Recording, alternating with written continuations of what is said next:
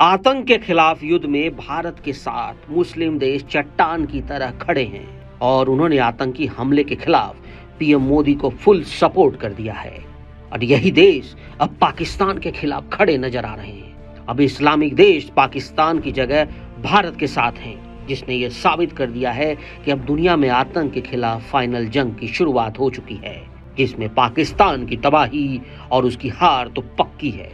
इसकी शुरुआत हुई है पाकिस्तान के करीबी ईरान और यूएई की तरफ से।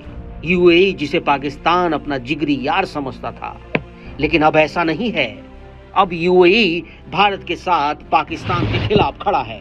पहलगाम घटना के बाद दुनिया में पाकिस्तान और उसके आतंकवादियों की चर्चा हो रही है। दुनिया में पाकिस्तान की थू थू हो रही है। आतंकवाद पर वो एक्सपोज हो चुका है और इसलिए इस्लामिक देशों ने उससे दूरी बना ली है। ईरान और यूएई के राष्ट्रपति ने पीएम मोदी से इस पर फोन पर बात की।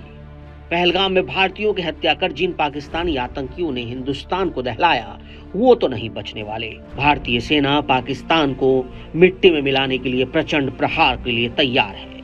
इस बीच भारत के साथ वो सब मुस्लिम देश आ चुके हैं जिस पर पाकिस्तान को भरोसा था, और इससे पाकिस्तान परेशान हो चुका है। इराक, कुवैत, कतर जैसे गल्फ कंट्री के सारे इस्लामिक देशों ने पहलगाम आतंकी हमले की निंदा करते हुए भारत के प्रति संवेदना जताई और भारत को आतंक के खिलाफ उनके अभियानों को समर्थन देने का भी ऐलान कर दिया।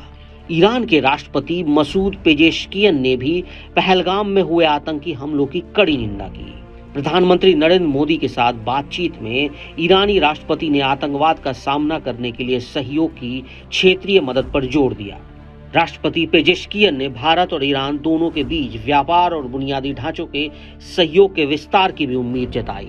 उन्होंने कहा कि ईरान में चाबहार बंदरगाह के विकास से भारत, ईरान और रूस के बीच क्षेत्र में रणनीतिक बातचीत को बढ़ावा देने में मदद मिल सकती है। साथ ही ईरानी राष्ट्रपति ने सहयोग को और मजबूत करने के तरीकों पर चर्चा करने के लिए पीएम नरेंद्र मोदी को तेहरान आने का न्योता भी दिया। वहीं संयुक्त अरब अमीरात के राष्ट्रपति महामहिम मोहम्मद बिन जायद ने पीएम नरेंद्र मोदी को फोन किया और जम्मू कश्मीर की धरती पर हुए बर्बर आतंकी हमले में मारे गए लोगों के प्रति संवेदना व्यक्त की।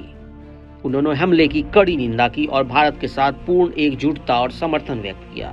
वहीं कतर ने कहा कि वो जम्मू कश्मीर में पहलगाम में हुए आतंकी हमले की कड़ी निंदा करता है।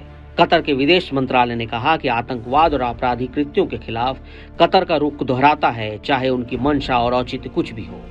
वहीं इराक के विदेश मंत्री ने हमले की निंदा करते हुए कहा कि इस कठिन समय में वो भारत के साथ पूर्ण एकजुटता के साथ हैं।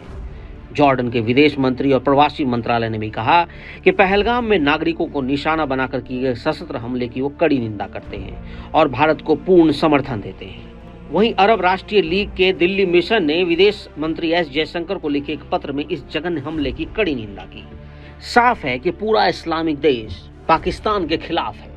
वो आतंकियों के खिलाफ भारत के मिशन का पूर्ण समर्थन कर रहा है और ये पाकिस्तान के लिए बड़ी टेंशन की बात है, क्योंकि जिन इस्लामिक देशों के बलबूते पर पाकिस्तान कूदता है, इतराता है, अब उनका साथ उनसे छूट चुका है और अब पाकिस्तान की तबाही और बर्बादी पक्की है।